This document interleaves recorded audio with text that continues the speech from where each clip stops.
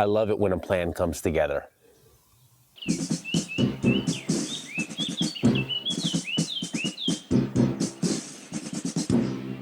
How about them cover crops? Look at this. Look at this behind me. We got a jungle happening from seed to huge amounts of biomass.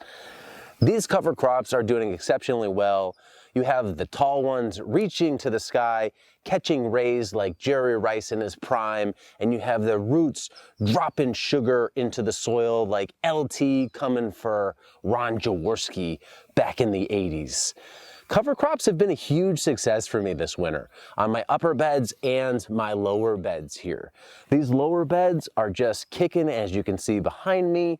The mustard has done really well. The daikon has done pretty well, and they've done so good, we're gonna get the band back together and we're just gonna do it again. At this point in the game, these cover crops have been in the ground about 60 days. They've produced a lot of biomass. I'm gonna compost that biomass today. The question then is, what do I do with these plots, given that spring is coming? It's late February now. Do I plant them out with veg, or do I plant cover crops again? Thinking ahead, I probably won't be wanting to plant corn, melons, tomatoes into here until April timeframe. We usually have this foggy, rainy spring that plants just kind of sit there dormant, I've found in April, if you don't have a tunnel. The month of March, they just sit there chilling, you know, just waiting for life to happen, waiting for the weather to get warmer, you know, just twiddling their thumbs, buying their time. Given that time buying that they're doing, I'm gonna try and build the soil up even more, get even more biomass for compost, and I'm gonna run the crops again.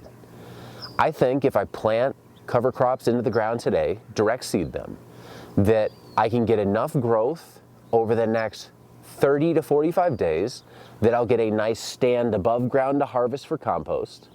I'll suppress weeds, I'll put a lot of sugars into the ground, and I'll get even more roots into the ground that I can just leave there when I eventually direct transplant into these beds. I think with the weather getting warmer, I think with hopefully a little more rain, I think with more day length, some of these winter geared cooler weather crops like mustard and radish that do really well in cool weather will take off as the weather gets warmer.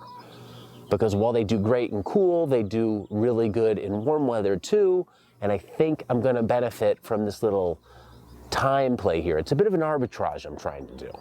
So let's see how it works. First step though, we gotta get these cover crops out of the ground and into the compost pile. So what do you think? Would you build the compost pile here in spot A, which is next to the beds?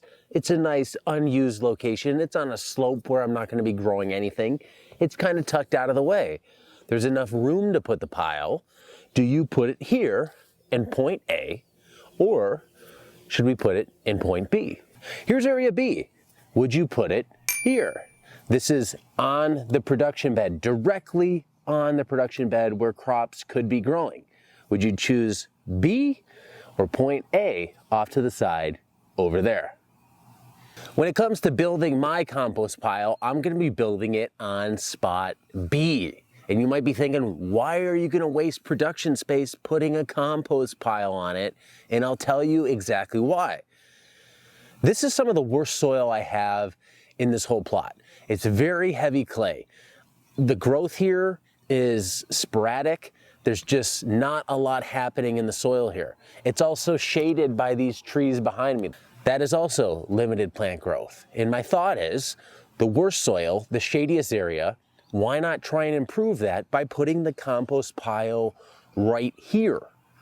I'm not gonna get a lot of productive crop growth out of this. So why not try and improve future crops by getting this soil improved? If you put the compost pile on the bed, the obvious negative is you take that bed out of production. You can't use it to grow stuff. You're growing soil instead of something you can eat. The benefit of putting it here is you're gonna directly improve the soil underneath it, because how long is a compost pile gonna sit here? 4 to 10 months? Think about all that leachate that's coming out of the bottom of the compost pile. Think about all those worms and other soil organisms that are going to be stimulated by the compost pile being there. Why have that off to the side? Why improve the soil off to the side? I'm not at a need for production space, so I can afford to do this. If you had a very, very tight garden and limited space, I get it. Do it off to the side. But if you have the room, build the compost pile on the beds. You'll directly improve the soil in the beds while you make compost to improve the soil in all the other beds. Overall, I would score growth on all the beds, like as a whole, 80%. Some of these beds, 100%. They are superstars, doing really well. A couple parts of individual beds, they're lagging a little bit behind. They may not be paying attention in class. You know who you are. But the other parts, they're doing really well. And when you average them out as a whole, it's 2 thumbs up. I'm happy with the results. Given that some of this soil was terrible, literally clay that you could ball up and make a solid ball out of, to have crops growing in them, really good. To have parts of the bed like that are kind of behind the camera here where there's tons and tons of wood chips, where if you picked it up, you would say that's wood chips, not soil, and have crops growing in them, I'll score that pretty good. Worst case, I have baby crops that are only about 6 inches big. Best case, I got crops that are up to my belly button, 4 feet tall. So overall, a success. Everything in the bed, the mustard and radish, those are the 2 crops in there. It's all gonna get cut off right at ground level and go into the compost pile. The carbon from my compost pile is going to be the inside bedding of my chicken coop. The bedding inside the coop has really built up over the past 6 to 8 months. Now it is time to unbuild that pile and put it into a different pile to build soil. A lot of building and piling and unpiling there. Before I start cutting down these cover crops, I wanted to give you a little look at what we actually are dealing with here. What do things look like after 60 days? Here we have some daikon. This is the underperforming daikon. Not that big, straw thin. And then here's some of the better daikon. If we compare them side by side, there's really no comparison. This has 15 inches above ground, and here's the taproot on that. Probably like a chapstick tube at the bottom. Nice long tuber that broke off, which means there's a lot left in the ground. Great for building soil long term. I get these stories, of people who grow daikon and they're like, oh, I get this daikon, it's 6 inches long and 3 inches in diameter, and I kind of hate you in a fun way. Not in a personal way, don't take it personal. I kind of hate you in a gardening way, because it seems like every time I grow daikon, this is the daikon that I get, it's never huge. I want to grow my forearm in the soil. Eventually, maybe I'll get there, I'll blame it on the soil. If you think about what we're going to be doing here, we have this growing in the ground, and then we're going to come along with a knife. And I'm just using this knife for the demo. I'm not going to use this knife to harvest. So don't get on me about semantics and say, well, you showed us this knife and then you use that knife. It's a knife. I'm cutting plants. What does it matter? Why are you paying that close attention? So this plant will be growing in the ground, and then we're just going to simply come along with a knife and our hands and rip it off. And shouldn't have thrown that on the ground. Production note. This will go into the compost pile, and this little bit here will stay in the ground. This feeds the soil right now. This will turn into compost to feed the soil later. In the next video, what I'm going to be showing is going through and direct seeding the beds with all of these little roots and the mustard roots in the ground. How is that going to affect the seeder? We'll see. Besides daikon, the other crop in the bed is this. This mustard is growing in the bed, and it's growing very well. I'm sitting here in a chair, mustard's on the ground, and it's up to my shoulder height. So massive, massive above ground biomass happening here. Serious weight. Now these stems are hollow, so it's a bit deceiving. It's not like you're getting a solid stalk of green. They're hollow. Nonetheless, they'll break down really well, and you get some pretty good root mass below ground. If we just knock the dirt off, here's what we have. So this root will be left in the ground, and found this little wormy who was living amongst the roots of the mustard, which is cool to see because when I was broad forking and working these beds at the beginning, I didn't see any worms. And it's nice to know that if you plant them, they will show up.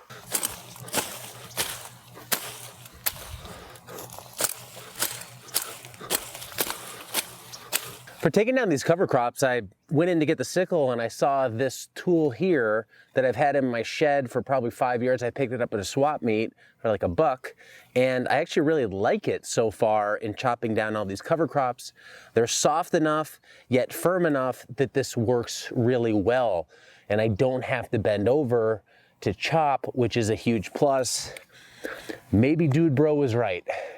Maybe I did need a scythe. Dude, I told you to get that scythe, man. Like, that's the way to go. It's historical. Just a heavy, heavy layer of biochar or char. This hasn't been inoculated, but I'm gonna put this on the bottom of the pile because it will be inoculated by the pile. It'll absorb all the juices from the pile. And I really want to change this soil structure anyway, and this will help improve it. Well, there's one row done. One thing, if you do this, it's a lot of work. Not that I'm opposed to doing hard work. I enjoy doing hard work. I encourage hard work.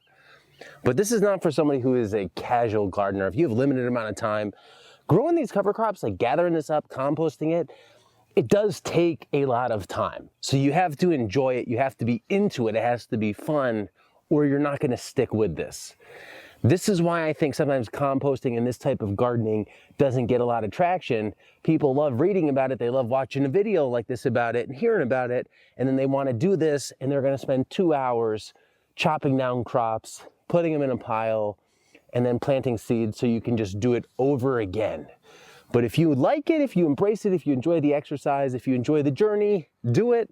If it's not for you, it's not for you. Just buy compost or get compost from a reputable supplier and save yourself a whole bunch of time. This is the carbon source for this compost pile. It is the bedding from inside the chicken coop. This bedding is a mix of wood shavings, shredded paper, and old microgreen grow mats that are made out of hemp. No, I don't really like these at all for growing microgreens. I don't think they work that well. I know somebody's gonna ask. That's my answer to those. So they ended up actually in the chicken coop to absorb manure. Now all of this is gonna go in between the layers of all this mustard and radish to help slow it down so it doesn't break down too quickly.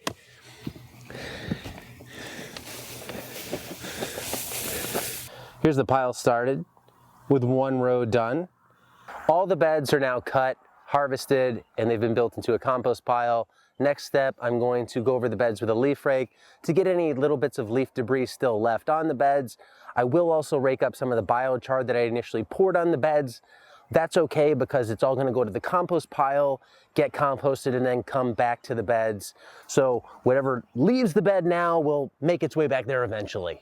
So we're just raking it up now. And this will all become the cap to that compost pile. Crops are removed, and I wanted to show you the soil a little bit here. This is the area before that was all wood chips. And if you look at it now, this looks pretty darn good. I mean, it is more soil than wood chips right now. And when it started, it was more wood chips than soil. We have some worm activity in here. I love the results of this so far. It is 2 months of sitting here with cover crops growing in it and an occasional irrigation. All the wood chips are starting to break down really nice. And this is looking really good. It's actually progressing a lot faster than I thought.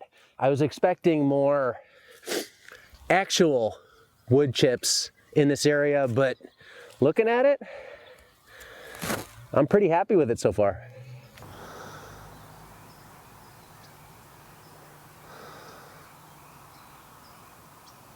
Five beds harvested and one super long compost pile built behind me, 3 feet high, mixed with chicken bedding, a lot of biomass grown on site.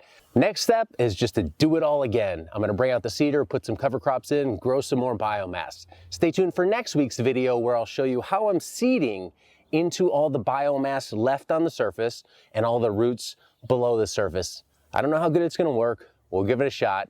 Thanks for watching this video. Until next time, be nice, be thankful, and do the work.